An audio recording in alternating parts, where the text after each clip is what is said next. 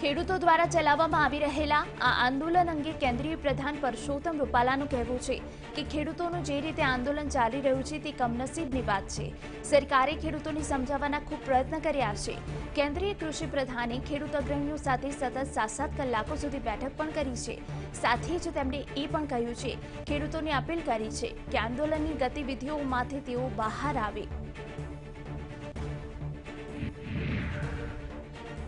ગાંધીનગરમાં આજથી ભાજપની ચિંતન શિબિર બેઠક મળવાની છે.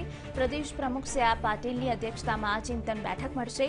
બેઠકમાં મુખ્યપ્રધાન, નાયબ મુખ્યપ્રધાન સહિત સરકારના પ્રધાનો અને ભાજપ પ્રદેશ પ્રભારી ઉપસ્થિત રહેશે.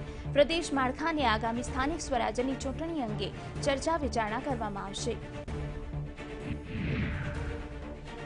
ચૂંટણી માટે ભાજપ હંમેશા તૈયાર હોવાનો મુખ્યપ્રધાન રૂપાણીએ દાવો કર્યો છે. વધુમાં તેમણે કહ્યું છે કે અમે માત્ર ચૂંટણી વખતે જાગતા નથી. સંગઠન અને સરકાર સતત કાર્યશીલ હોય છે. પેટા ચૂંટણીએ જનતાનો મૂળ બતાવી દીધો હોવાનું પણ મુખ્યપ્રધાને નિવેદન કર્યું. કેન્દ્રીય ગૃહપ્રધાન અમિત શાહ બન્યા પેજ પ્રમુખ. નારણપુરા વિધાનસભાના બૂથ નંબર 10ના એક પેજના પ્રમુખ બન્યા અમિત શાહ. ભાજપ પ્રમુખ સી.આર. પાટીલ હંમેશા 182નો પાયો છે પેજ પ્રમુખ. ગઈકાલે કેન્દ્રીય પ્રધાન મનસુખ માંડવિયા પેજ પ્રમુખ બન્યા હતા અને હવે અમિત શાહ પેજ પ્રમુખ બન્યા છે. અગાઉ સીએમ રૂપાણી અને નાયબ મુખ્યપ્રધાન નીતિન પટેલ પણ પેજ પ્રમુખ તરીકે નિમાયા છે. ગુજરાતમાં બીટીપીએ કોંગ્રેસ સાથે ગઠબંધન તોડી નાખ્યું. આ વાતની જાણ છોટુ વસાવાએ ટ્વીટ કરીને જણાવી છે. ભારતીય ટ્રાયબલ પાર્ટીના 2 ધારાસભ્યોએ રાજસ્થાનમાં કોંગ્રેસને આપેલો ટેકો પાછો ખેંચી લીધો. આ ઉપરાંત ભરૂચ અને નર્મદા જિલ્લા પંચાયતોમાંથી પણ ગઠબંધન તોડી નાખ્યું છે. આમ આદમી પાર્ટીએ હવે ગુજરાતની આગામી સ્થાનિક સ્વરાજ્યની ચૂંટણીને ધ્યાનમાં રાખીને નવો દાવ રમ્યો છે. આપે ગોપાલ ઇટાલિયાને ગુજરાત પ્રદેશ પ્રમુખ બનાવ્યા છે. ધંધુકા ડેપ્યુટી ઓફિસમાં તેઓ ક્લાર્ક તરીકે ચાલુ નોકરીએ હતા. તે સમયે વિધાનસભા સંકુલમાં ગૃહ રાજ્ય પ્રધાન પ્રદીપસિંહ જાડેજા પર ચંપલ ફેંક્યું હતું. ગોપાલ ઇટાલિયા રાજ્યમાં આક્રમક નેતા અને ગુજરાતમાં ભાજપ સરકાર પર ભ્રષ્ટાચારના સણસણતા આક્ષેપો કરવા માટે જાણીતા છે. દૂધસાગર ડેરીની ચૂંટણીને લઈ પહેલા મોટા સમાચાર આવ્યા છે. સીઆઈડી ક્રાઇમે ડેરીના પૂર્વ ચેરમેન વિપુલ ચૌધરીની ધરપકડ કરી છે. સાગર દાણ કૌભાંડને લઈને વિપુલ ચૌધરીની ધરપકડ કરવામાં આવી છે.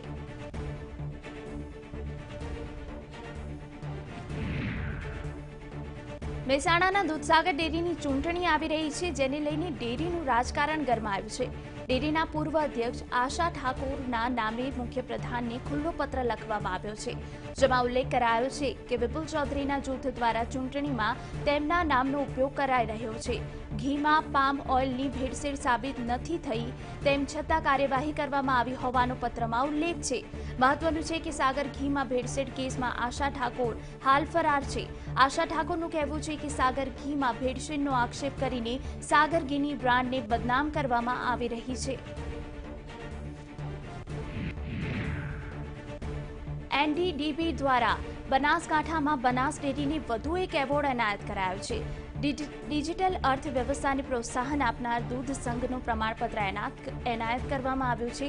દૂધના નાણાં સીધા પશુપાલકોના એકાઉન્ટમાં જમા કરાવવા બદલ આ સન્માન મળ્યું છે. અમદાવાદ, વડોદરા, સુરત, રાજકોટ, જામનગર અને ભાવનગર મનપાની મુદત પૂર્ણ થઈ છે. આ 6 મનપાના વહીવટની કામગીરી મનપા કમિશનર સંભાળશે. જાન્યુઆરીમાં સ્થાનિક સ્વરાજ્યની ચૂંટણી જાહેર થવાની સંભાવના. શિક્ષકો બાદ એચટીએટી શિક્ષકો આંદોલનના રસ્તે.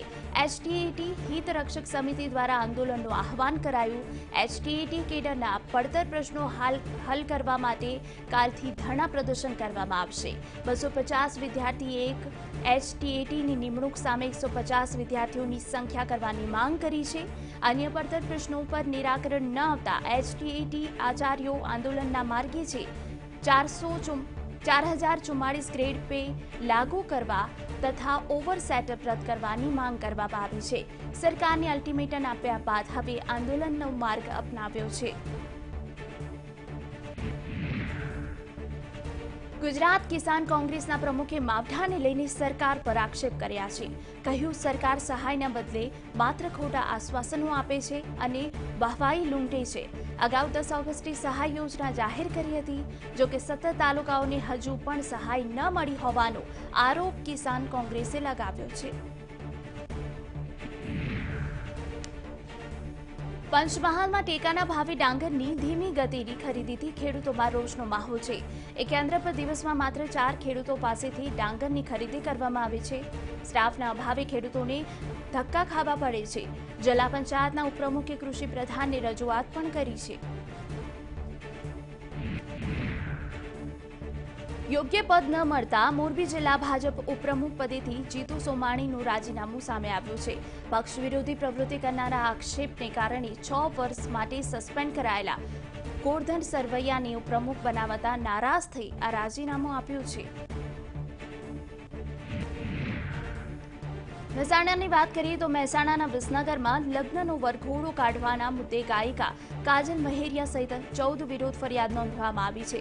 વિસનગર તાલુકા પોલીસે જાહેરનામા ભંગની ફરિયાદ નોંધી છે. વરઘોડામાં મોટી સંખ્યામાં લોકો એકઠા થઈને નાચ્યા હતા. માસ્ક અને સોશિયલ ડિસ્ટન્સનો પણ અભાવ જોવા મળ્યો હતો. મહેસાણાના વિસનગરમાં વાલમ ગામે યોજાયેલા લગ્ન પ્રસંગમાં કાજલ મહેરિયાના ગીતોના તાલે નાચતા જાનૈયાઓ માટે આફત આવી પડી. વરઘોડામાં 100 થી વધુ લોકોનું ટોળું એકઠું થતા હવે પોલીસ ફરિયાદ નોંધાઈ છે. અમદાવાદના શાહપુરમાં જશ ખાટવાની દોડ સાંજે મેયર વિધિવત લોકાર્પણ કરે તે પહેલા દરિયાપુરના કોંગ્રેસ ધારાસભ્ય ગ્યાસુદ્દીન શેખે કમ્યુનિટી હોલનું રિબન કાપીને લોકાર્પણ કર્યું હતું.